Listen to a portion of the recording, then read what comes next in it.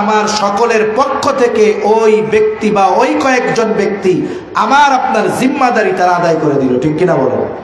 এখন বলেন, এলাকার মানুষ সবাই যদি আদায় না করত, সবাই গুনাহগার, কয়েকজন আদায় করার কারণে সকলের জিম্মাদারি যেহেতু পালন হয়ে গেল, তাইলে যেই কয়জন এই দায়িত্ব পালন করলো, যারা অনুপস্থিত ছিল, আদায় করতে পারে নাই, এই মানুষগুলো তাদের জন্য উপকার করেছে কি করে নাই?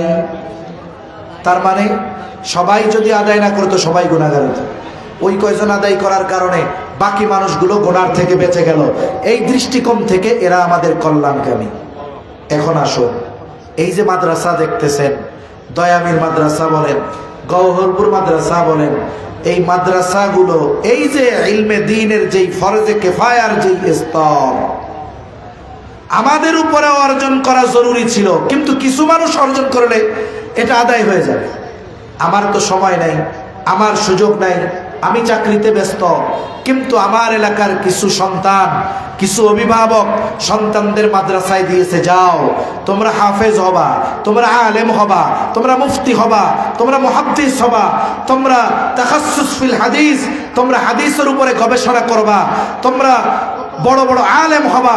এই যে বড় বড় আলেম যারা আমার আপনার এলাকার, এরা আমাদের দায়িত্ব পালন করে দিচ্ছে, বলেন তো এরা আমাদের কল্যাণকামী নয় কি?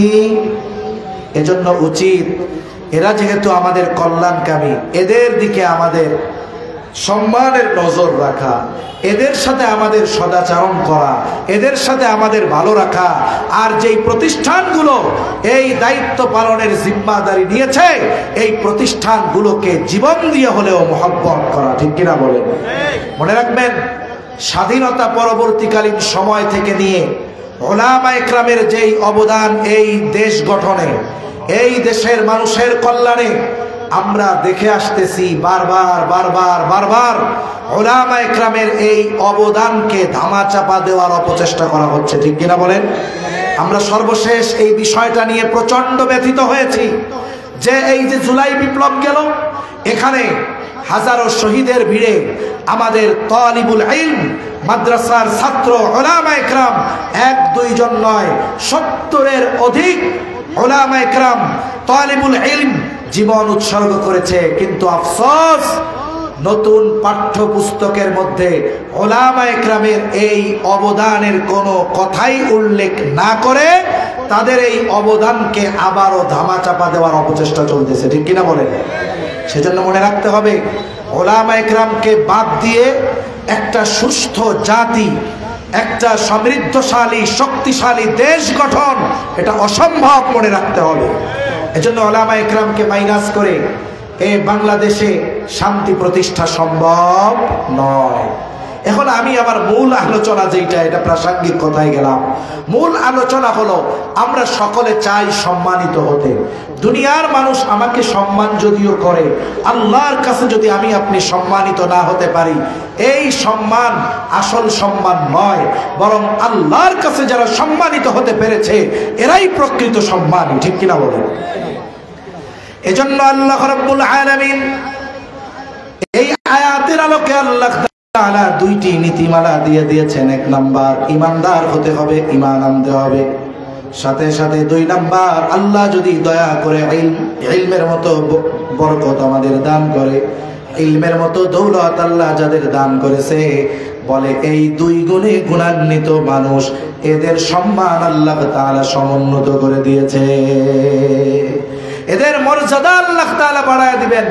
দুনিয়ার মানুষ উলামা ইকরামের ইলমের মর্যাদা, দাম, মূল্য না বুঝতে পারে, কিন্তু আল্লাহ তাআলা ইলমের মর্যাদা কেমন দিয়েছেন? কোরআনুল কারীমের মধ্যে আল্লাহ তাআলা বলেন, ইন্নামা ইয়াখশাল্লাহা মিন ইবাদিহিল উলামা। মনে রাখতে হবে, যেই মানুষগুলো আল্লাহকে ভয় করে এই মানুষগুলো শ্রেষ্ঠ মানুষ। আল্লাহ তাআলা কোরআনুল কারীমের মধ্যে বলেন, ইন্না আকরামাকুম ইনদাল্লাহি আতকাকুম। আল্লাহ তাআলার কাছে সবচাইতে সম্মানিত কারা?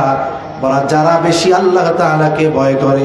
এখন যদি প্রশ্ন করা হয় কারা আল্লাহকে বেশি ভয় করে, জবাবটা আল্লাহ তাআলা দিয়ে বলেন, ইন্নামা ইয়াখশাল্লাহা মিন ইবাদিহিল উলামা। মানুষের মধ্যে যারা আলেম তারাই আল্লাহকে বেশি ভয় করে। এজন্য ইলমের কারণে আল্লাহ তাআলাকে এরা বেশি ভয় করে। এজন্য আল্লাহ তাআলা এদের মর্যাদাকে সমুন্নত করে দিয়েছেন। সম্মানিত উপস্থিতি, আমি আর আলোচনা লম্বা করব না, কারণ আপনাদের এই জায়গার যে আজকের মূল আকর্ষণ মুফতি সাখাওয়াত হোসেন রাজি হাফিজাহুল্লাহ হযরত এখন যেখানে, আমাকে ওইখানে যাওয়া লাগবে। আমার প্রতি নির্দেশ যত আগে আসা যায়, কিন্তু আমি চিন্তা করতেছি যথাসময়ে পৌঁছানো আমার জন্য কঠিন। এজন্য আমারে যেই ভাই দাওয়াত দিছে, আমি খুব গুরুত্ব সহকারে বলছি যে দেখেন অবস্থা এরকম, এমন অবস্থা হয়েছে যে আপনাদের মেহমান আজকে যে ওই জায়গায়ও মেহমান সে, আমিও আবার ওই জায়গায় যাব। আমি গেলে এরপরে হযরত আসবে। অবস্থাটা এরকম যে হযরত বেশি সময় এখানে দিবে না, এজন্য বেশি সময় আপনাদের আর কষ্ট দিব না। মূল কথা যেটা আমি বলতে চাই যে ঈমানের মতো দৌলত আল্লাহ তাআলা দান করেছেন। এখন এই ইলমের মতো দৌলত অর্জন করার দরকার আছে না নাই? সব কিছু আল্লাহ দেন না, কিন্তু বান্দা যদি আল্লাহর কাছে চায়, আল্লাহ চাইলে দিতে পারেন কি পারেন না। আপনাদের প্রতি অনুরোধ থাকবে, যারা ইলম অর্জন করতে পারেন নাই, আলেম হতে পারেন নাই, আপনাদের অধীনস্থ যারা আছে, সন্তান হোক, ছেলে হোক, মেয়ে যদি হয়, বালিকা মাদ্রাসারও এখন অভাব নাই, সাথে সাথে আপনার নাতিপোতা হোক, এই ধরনের দ্বীনি প্রতিষ্ঠানে দিবেন তো ইনশাআল্লাহ। মনে রাখবেন, দুনিয়ার মানুষ তাদের মূল্য বুঝুক আর না বুঝুক, তাদের মূল্য আল্লাহ তাআলার কাছে আছে না নাই? শুনুন, আপনার সন্তান কোরআন পড়ার জন্য এখানে ভর্তি হবে। এই ছোট মাসুম বাচ্চা, নামাজও ফরজ হয় নাই। আল্লাহর নবী বলেন, খায়রুকুম মান তাআল্লামাল কুরআন ওয়া আল্লামা। এই যে কোরআন পড়তেছে, সাথে আপনার মাদ্রাসার যেই শিক্ষক কোরআন পড়াচ্ছে, আমরা মনে করতে পারি হুজুর 10,000, 15,000, 20,000 টাকা বেতন। আমরা তো মানুষের উপার্জন দিয়ে সম্মানকে পরিমাপ করি, কিন্তু নবীজি বলেন তোমাদের মধ্যে সর্বোত্তম হলো ওই ব্যক্তি যে কোরআন শেখে এবং কোরআন শেখায়। ঠিক কিনা বলেন? শুধু তাই না, যেই ব্যক্তি ইলম অর্জনের জন্য বের হয়, সমুদ্রের মাছ, গর্তের পিপিলিকা পর্যন্ত তার জন্য দোয়া করতে থাকে। যেই বাচ্চা তালিবুল ইলম, আল্লাহর জন্য ইলম অর্জন করে, মানে রাস্তা দিয়ে চলে, ওই তালিবুল ইলমের রাস্তায় নূরের ফেরেশতারা তাদের ডানা বিছায়া দেয়। সুবহানাল্লাহ বলেন। শুনুন, আহলে ইলম, তালিবুল ইলম, আলেমের মর্যাদা এটা যে কত, নবীজি সাল্লাল্লাহু আলাইহি ওয়াসাল্লাম বলেন, ফাদলুল আলিমি আলাল আবিদি কাফাদলি আলা আদনাকুম। একজন আলেমের মর্যাদা কেমন? নবীজি সাল্লাল্লাহু আলাইহি ওয়াসাল্লাম বলেন, তোমাদের মধ্যে আমার মর্যাদা যেমন সাধারণ মানুষের মধ্যে একজন আলেমের মর্যাদা তেমন। সুবহানাল্লাহ। এজন্য নবীজি সাল্লাল্লাহু আলাইহি ওয়াসাল্লাম তার প্রকৃত ওয়ারিস হিসাবে উলামায়ে কেরামকে অভিহিত, উলামায়ে কেরামের কথা ঘোষণা করেছেন। নবীজি সাল্লাল্লাহু আলাইহি ওয়াসাল্লাম বলেন, ইন্নাল উলামা ওয়ারাসাতুল আম্বিয়া। আর এই ওয়ারিস টাকা পয়সার ভিত্তিতে নয়, একজন সন্তান হিসাবে তার পিতার সম্পদের মালিক হয়ে যায়। আর নবীজি সাল্লাল্লাহু আলাইহি ওয়াসাল্লাম জানায় দিলেন, আসল ওয়ারিস কে? এটা টাকা পয়সা ওয়ারিসের হিসাব নয়, বলে আহলে ইলমটা, ইলম যারা অর্জন করেছে, আলেম যারা, এরাই নবীর ওয়ারিস। ঠিক কি না বলেন? এজন্য শুনুন, আমরা দুনিয়ার মানুষকে টাকা পয়সা, ধন দৌলত এগুলোকে মর্যাদার মাপকাঠি মনে করতেছি। মনে রাখতে হবে, আল্লাহ সুবহানাহু ওয়া তাআলার কাছে এই টাকা পয়সা, ধন দৌলত, প্রভাব প্রতিপত্তি এটা মর্যাদার মাপকাঠি নয়। আপনি সারা দুনিয়ার মানুষের কাছে সম্মানিত, কিন্তু আখিরাতে লাঞ্ছিত, আল্লাহর কসম নয়। বলে সারা দুনিয়ার মানুষ তার বিপক্ষে, তাকে কেউ পছন্দ করে না, কিন্তু আল্লাহ তাআলা তাকে ঈমানের সাথে সাথে ইলমের দৌলত দান করেছে। বলে ওই ব্যক্তি আল্লাহ তাআলার কাছে সম্মানিত। ঠিক কিনা বলেন? এজন্য অনেক সময় আমরা চিন্তা করি, নিজে আলেম হইতে পারলাম না, তাহলে অসুবিধা কি? সন্তানকে দেন। জাগতিক নিয়মটা কি? মনে করেন আপনি আপনার সন্তানকে কষ্ট করে লেখাপড়া শেখায়া জাগতিক হিসাবেই বড় অফিসার বানিয়েছেন। আপনার ছেলে এখন বিসিএস ক্যাডার, বড় অফিসার। ঢাকা শহরে তাকে বড় ফ্ল্যাট দেওয়া হয়েছে, তার অফিসিয়াল কাজের জন্য তাকে একটা ব্যক্তিগত গাড়ি ব্যবহারের সুযোগ দেওয়া হয়েছে। এই অফিসারের বাবা হলো কৃষক। অফিসারের বাবা কি? জোরে বলেন কি? এখন বলেন তো, এই কৃষক বাবা যদি ওই অফিসারের বাসায় যেতে চায়, গেট থেকে কি বলবে যে আপনার ছেলে অফিসার, তাতে কি, আপনি তো কৃষক, ঢুকতে পারবেন না? এ কথা বলার সুযোগ আছে? বরং যদি কেউ জানতে পারে এটা হলো ওই অফিসারের বাবা, কত রেসপেক্ট করবে, সম্মান করবে, নিজের চেয়ারে বসতে দিবে। একটা অশিক্ষিত মানুষ সন্তানকে জাগতিক শিক্ষায় শিক্ষিত করার কারণে ওই সন্তান যেই ফ্যাসিলিটি ভোগ করে, বলে ওই বাবা কৃষক হলেও সেই ফ্যাসিলিটি পায়। আপনি আলেম হইতে পারেন নাই, সন্তানকে আলেম বানিয়েছেন, হাফেজ বানিয়েছেন।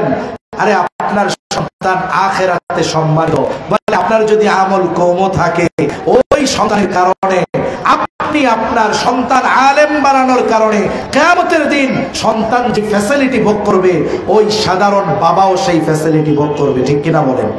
এজন্য হতাশ হওয়ার কারণ নাই। আপনি আলেম হতে পারেন নাই, আপনার সন্তানদের আলেম বানান। তারা যখন মর্যাদায় সমুন্নত হবে, হাফেজে কোরআনকে আল্লাহ যখন বলবেন পড়তে থাকো, ইকরা ওয়ারতাকি ওয়ারাত্তিল কামা কুনতা তুরাত্তিলু ফিদ দুনিয়া ফাইন্না মানজিলাকা ইনদা আখিরি আয়াতিন তাকরাউহা। তুমি পড়ো দুনিয়াতে যেমনে তারতিলের সাথে পড়তা, যেখানে তোমার পড়া শেষ ওই জায়গায় তোমার অবস্থান। আরে বলে ওইখানে আপনি সন্তান একা যাবে তা নয়, তার অভিভাবককে নিয়ে যাবে। ঠিক কিনা বলেন? হাদিসের মধ্যে এসেছে হাফেজে কোরআনের বাপ, তাকে নূরের টুপি পরানো হবে, নূরের জোড়া পোশাক পরানো হবে। আরে উজ্জ্বলতা কত! বলে দুনিয়ায় যদি ওইটা আসতো তাহলে সূর্যের আলো ওইটার সামনে নিশ্চিহ্ন হয়ে যাইত। আরে মানুষেরা বলবে যে কি ব্যাপার, এই লোকটা তো দুনিয়ায় আলেম ছিল না, হাফেজ ছিল না, বড় আমল করেনেওয়ালা ছিল না, এত সম্মানের অধিকারী হইল কেন? বলবে নিজে হইতে পারে নাই, কিন্তু সন্তানকে আলেম বানিয়েছে। আরে সন্তান যেহেতু আল্লাহর কাছে মর্যাদাবান, ওই সন্তানের বাবাকে আল্লাহ লাঞ্ছিত করবে, অপমানিত করবে, এটা হতে পারে না। এজন্য মনে রাখবেন, ইলম হলো আল্লাহ তাআলার কাছে মর্যাদার মাপকাঠি। আপনি আমি অর্জন করতে পারি নাই, কিন্তু আমার অধীনস্থদেরকে অর্জন করাবো, বলেন ইনশাআল্লাহ। আল্লাহ সুবহানাহু ওয়া তাআলা আমাদের সকলকে এই সংক্ষিপ্ত সময়ের এলোমেলো কথাগুলো বুঝবার, প্রয়োজনীয় কথাগুলো স্মরণ রেখে আমলের কথাগুলো আমল করবার তৌফিক দান করেন। সকলে বলি আমিন।